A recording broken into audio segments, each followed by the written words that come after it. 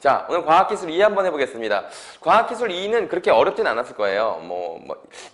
이번에 수능 들어가기 과학이 그렇게까지 어려운 건 없더라고요. 자, 그런데 요건 이제 생물지시문이다 보니까 학생들이 조금 이렇게 좀 익숙하게 보는 학생들이 많지 않았을까 이런 생각이 들어요. 자, 이 제시문은 당뇨병에 관련된 거예요.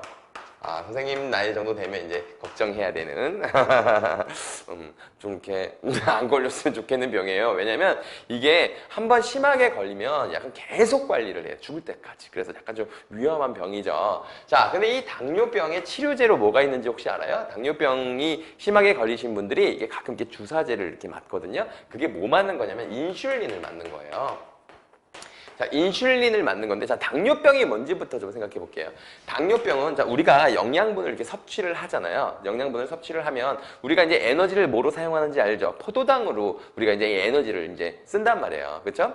자, 그런데 이 당뇨병은 그냥 이름 그대로 당뇨, 그러니까 포도당이, 그 소변에서 검출된다. 약간 이런 말이거든요. 이제 이게 당이 이제 영양분이죠. 영양분이 이제 그 소변으로 배출된다는 건 우리가 영양분을 되게 효율적으로 쓰지 못한다는 뜻이기도 하지만, 이게 어떤 작용을 안 한다고 생각하면 되는 거냐면, 보통 우리가 영양분을 이렇게 섭취를 하잖아요. 그럼 그 영양분을 모두 다 쓰는 게 아니에요. 그래서 이건 어떻게 냐면 일반적으로 포도당을 우리가 이제 에너지원으로 사용하거든요. 자, 이걸 우리가 근데 다 쓰는 게 아니기 때문에 포도당의 일부를 글리코겐으로 변화시켜서 그걸 간에 저장해뒀다가 우리가 필요할 때 이 글리코겐을 다시 포도당으로 바꿔서 에너지원으로 사용한단 말이에요. 무슨 말인지 알겠죠? 그러니까 에너지가 우리가 안 쓸 때는 그냥 우리가 많은 에너지가 필요하지 않잖아. 그럴 때는 그냥 원래 있는 혈액 속에 있는 포도당으로 그냥 에너지를 사용하다가 우리가 좀 갑자기 어떤 에너지를 써야 될 때는 이 간에 있는 이 글리코겐을 인산화해가지고 이게 포도당으로 만들어서 그래서 우리가 에너지를 사용한단 말이야. 그러니까 자, 봐보세요. 자, 우리가 이제 음식을 섭취해서 이 포도당을 글리코겐으로 저장을 하면 글리코겐은 포도당이 아니죠. 그렇죠? 자, 그러니까 이 글리코겐으로 저장이 되어 있으면 우리 몸에 포도당이 약간 일정 수준으로 유지될 거 아니야. 근데 만약에 이 글리코겐으로 저장하는 기능이 없어졌다. 어떻게 되겠어요? 우리 몸의 혈중의 포도당이 너무 높아지지 않겠어요? 글리코겐으로 저장을 해놔야 되는데 저장하는 기능이 없는 거야. 쉽게 말하면. 그럼 우리 몸에 포도당이 계속 돌아다니겠죠? 그러다 보니까 소변으로 나오는 거야. 그러니까 에너지 효율이 굉장히 안 좋겠죠. 그리고 이제 이게 당뇨병에 걸리신 분들은 대부분 다 이게 치료를 제대로 받지 않으면 살이 쪽쪽쪽쪽 빠져요. 왜냐하면 그러니까 음식물 섭취하면 이게 포도당으로 온몸으로 막 돌아다니다가 그냥 다 배출돼 버리기 때문에 실제로는 에너지를 저장을 못하는 저장 기능이 없어지는 거다. 이렇게 보시면 되겠죠. 그래서 포도당 글리코겐으로 저장하는 요 기능이 필요한데, 자, 그래서 이 글리코겐으로 이게 바꾸는 이 작업을 못 하는데, 자, 이 인슐린이 인위적으로 포도당을 이렇게 글리코겐으로 저장하게 만드는 아이예요. 그러니까 인슐린을 우리가 투여하게 되면 이제 포도당의 수치가 낮아지게 되겠죠. 그렇죠? 그래서 당뇨병을 걸리신 분들은 인슐린을 주기적으로 맞아줘야 된다. 이런 거야. 자, 그런데 그러니까 예전에도 이제 그러니까 이 포도당 때문에 생기는 이 당뇨병이 굉장히 많았단 말이야. 그래서 치료제를 개발하려고 했던 거예요. 자, 근데 이 치료제를 개발하는데 여기 이 제시문에서는 이게 벤팅이라고 하는 사람의 네 번의 시도에 대해서 얘기를 한 건데, 자, 그럼 벤팅이 등장하기 전에 자, 어떤 일들이 있었는지 한번 생각해 보겠습니다. 이게 순서대로 한번 가볼게요. 1889년이네요. 1889년. 이거 연도는 이제 몇 번만 쓰고 말게요. 자, 민코프스키라는 사람이 있습니다. 민코프스키는 그 상대성 이론을 이렇게 그래프로 만든 사람 민코프스키 아니야? 같은 사람인가? 잘 모르겠어요. 외국 사람이라서. 민씨 아저씨죠? 네. 이 민씨 아저씨가 뭘 했느냐면 당뇨병 치료제를 한번 만들어 보려고 한 거야. 자, 그런데 이 사람이 뭘 알아냈느냐면 아주 중요한 사실을 알아내기는 했어요. 자, 어떻게 했냐면 개 있잖아요, 강아지. 여기 강아지한테 이렇게 실험을 했나 몰라요. 자, 개한테서 이자를 제거해봤어요. 저 이자 알죠? 여러분들 그 간 옆에 달린 거. 간이랑 위랑 여기 사이에 이렇게 나뭇잎처럼 생기는 걔가 이자잖아. 그쵸?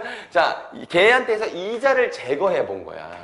개한테 이자를 제거했더니 이 개가 자, 아까 얘기한 것처럼 글리코겐으로 이렇게 저장을 못하고 당뇨병에 걸리게 되는 거죠. 당뇨병에 걸리게 된 거야. 자, 그러면 여기서 여러분들, 자, 이런 식의 실험이 어떤 결과를 나타내죠? 아, 이 이자라는 애가 당뇨병을 막는 애구나라는 결과가 나오지 않았겠어? 자, 걔한테 이자 제거했더니 당뇨병에 걸렸잖아. 그러니까 이자가 있으면 당뇨병이 안 걸린다는 뜻이잖아. 그렇지? 그래서 이자 안에 들어있는 어떤 분비물이, 자, 이자에서 나오는 분비물이 분비물이 당뇨병 개선에 되게 도운, 그러니까 치료제, 도운? 당뇨병 치료제가 이자 분비물에 있구나, 이거를 알아낸 거야. 자, 민코프스키는 요걸 알아낸 거야. 자, 그래가지고 뭘 했느냐면, 자, 이자의 분비물을 추출해봤어요. 그죠? 이 사람이 뭐 여기서 끝났겠어요? 자, 이 분비물을 추출했어. 그래서 이제 이거를 실제로 투여해봤어, 사람한테. 그런데 효과가 있었겠어요? 없었겠어요? 효과가 좋지 않았어요. 효과가 거의 없었습니다. 실패했어요. 자, 그랬는데 거의 이제 이 당뇨가 개선이 안 되는 거야. 그러니까 글리코겐을 합성하는 걸 제대로 이루어지지 못하는 거야. 자, 근데 민코프스키는 이 정도였는데 이때 이제 1901년에, 그게 1901년이니까 뭐 한 10몇 년 지나고 나서군요. 12년 정도. 자, 1901년에 여기 있는 사람들은 별로 중요하지 않아요. 오피라는 사람이 있습니다. 자, 오피라는 사람. 여기 중간에 사람들 더 나오는데 내가 혹시나 빼뜨리더라도 이건 여러분들이 보세요. 이거 그냥 원리만 보십시다. 자, 이자 내에서, 자, 그러니까 여기서는 이제 이자라고 하는 전체 우리 그 기관에 여기 이제 그 치료제가 있구나, 인슐린이 여기 있구나, 치료제가 있구나라는 걸 알았어. 그런데 이 오피라는 사람은 이자 전체가 아니라 이자 안에 있는, 자, 오피는, 자, 이자 내의 세포인 섬세포. 이 섬세포라고 하는 이 아이가 이 당뇨병의 치료제를 갖고 있다. 자, 이걸 알게 된 거야. 섬세포에 있다. 이걸 안 거죠. 그래서 섬세포의 분비물을 추출하려고 해본 거죠. 그래서 얘가 섬세포의 분비물을 얻어야 한다는 이해에 도달해가지고 1908년에 의사 칠처라고 하는 사람이, 자, 여기도 이제 1908년? 아, 이거 계속 쓰게 되네. 한번 쓰니까 계속 쓰네. 자, 독일의 의사는 칠처, 이름이 칠처인가?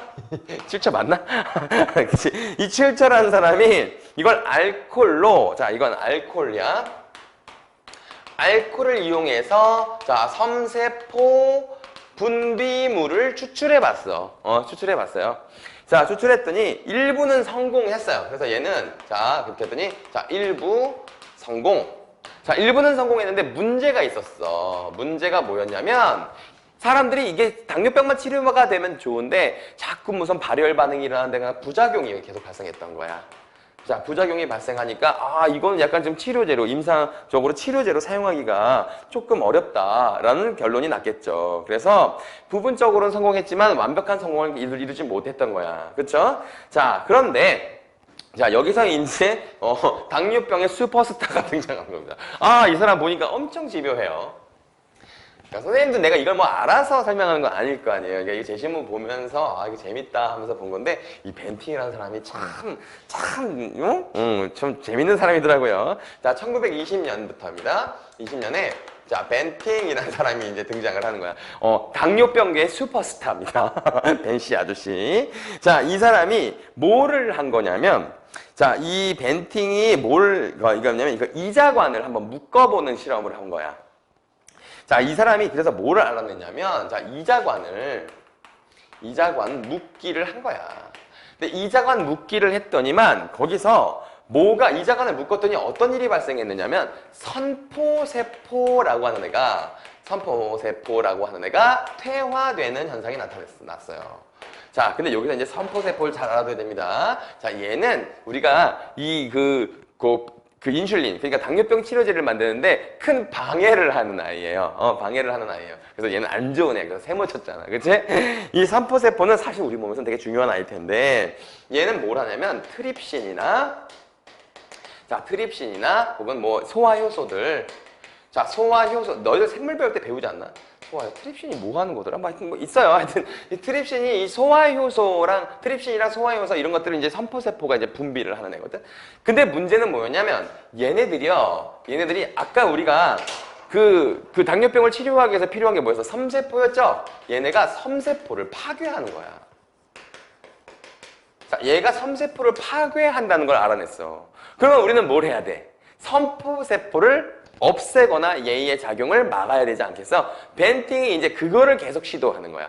선포세포가 이 섬세포를 파괴하는 걸 막는 거. 자, 그걸 이제 계속 하고 싶은 거죠. 그래서 이제 이게 이제 처음에 이제 그 이자관 묶기 있잖아요. 이자관을 딱 묶었더니 선포세포가 퇴화하는 거야. 그러니까 이자관을 묶는 것이 순수한 섬세포, 아까 그 치료제 있잖아요. 섬세포를 꺼내내는데 굉장히 중요한 작용이 되겠구나 라고 생각한 거죠. 그쵸? 그래서 이자간을 묶고 섬포세포를 퇴화시킨 다음에 그 다음에 이제 섬세포를 섬세포 분비물을 추출해 봤어요. 자, 처음에 추출할 때는 식염수로 했습니다. 그래서 식염수로 추출했습니다. 식염수로 추출했어요. 식염수로 추출을 했어. 그래서 이제 이거를 자 섬포세포를 퇴화시켜 이자간을 묶어가지고 섬포세포를 퇴화시킨 다음에 그 다음에 섬세포를 추출했어. 그거를 쪼개 그리고 갈아서 분비물을 추출한 거야. 뭐로? 이게 그 증류수로. 증류수 맞죠? 식염수 갖고 이제 증류수로 하면 안 되지. 식염수로 추출을 했어요. 그래가지고 이제 사람들한테 투여를 해봤거든. 그랬더니 성공한 겁니다. 그래서 뭐였냐면. 섬포세포에서 기원한 소화효소들이 당뇨를 막는 항당뇨 성분, 곧 인슐린을 파괴한다는 거. 그러니까 여기서 이 섬세포 파괴라는 말은 결국에 인슐린을 파괴하더라. 자, 이거를 알게 된 거죠. 그렇죠?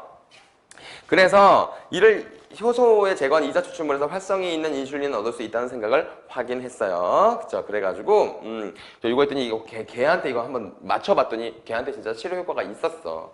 자, 그런데 이제 이거는 이제 개한테 한 거니까 좀 완벽하지 않았겠지. 그래서 이제 좀 더 다른 시도를 하기 시작한 거야. 자, 이게 벤팅의 첫 번째 시도였거든요. 벤팅의 첫 번째 시도였어요.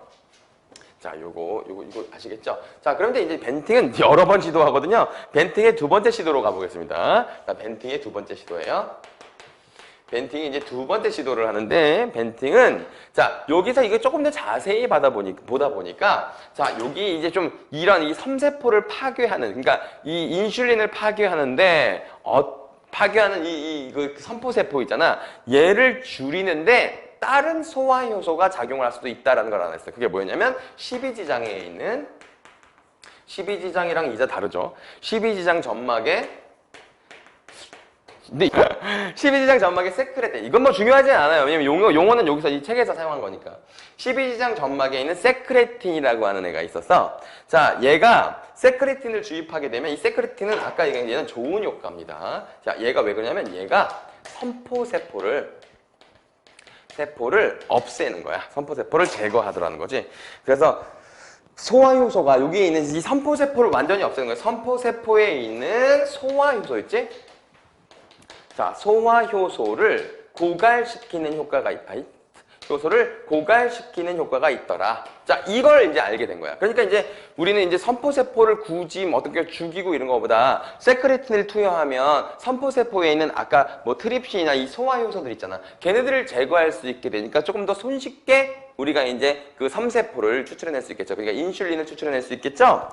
그래서 이거를 했어. 그랬는데 얘도 완벽한 성공이 아니었어. 왜 완벽한 성공이 아니냐면 대부분은 이제 제거가 됐거든, 소화효소들이. 그런데 완벽하진 않더라는 거야. 약간 좀 안 되는 경우가 있더라는 거죠. 그래서 거기 두 번째 용에 세크레틴을 장기간 계속 주입하여서 섬포세포에서 기원한 소화효소를 고갈시킨 개의 이자에서 추출을 해봤는데, 자, 이게 전에 이제 그 당뇨병에 걸린 개의 혈당을 이전 추출보다 더 많이 낮추고 일반적인 임상 상태를 개선시켰지만 완전히 고갈시키질 못했다라는 거지. 그래서 얘는 자 완전히 고갈시키지는 못했던 거야.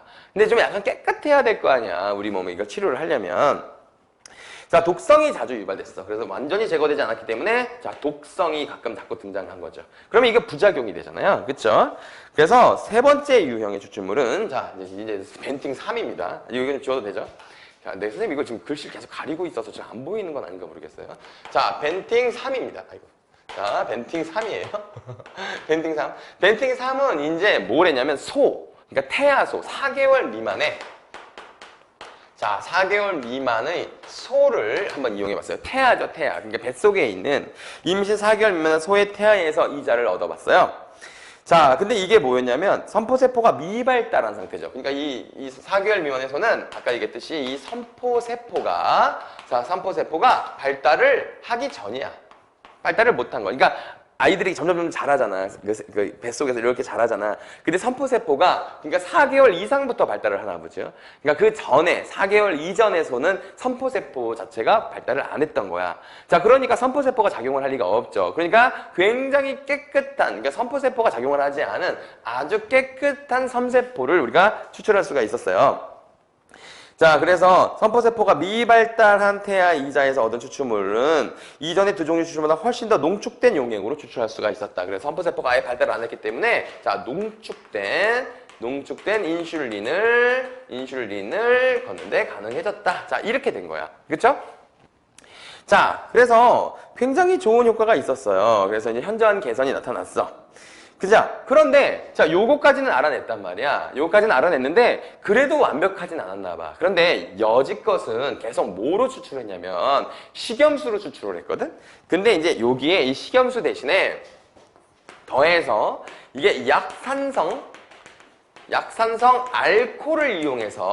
알코올을 이용해가지고 이걸 추출하면 조금 더 농축되고 좀 더 효과가 좋은 깨끗한 동물의 신선한 분비선에서 인슐린을 추출할 수 있다는 걸 알게 되었죠. 자, 이걸 알게 되고 나서 이제 네 번째 거 완성 형태가 나온 겁니다. 자, 벤팅 4예요. 이제 요게 이제 성공이라서 되게 쉬워요.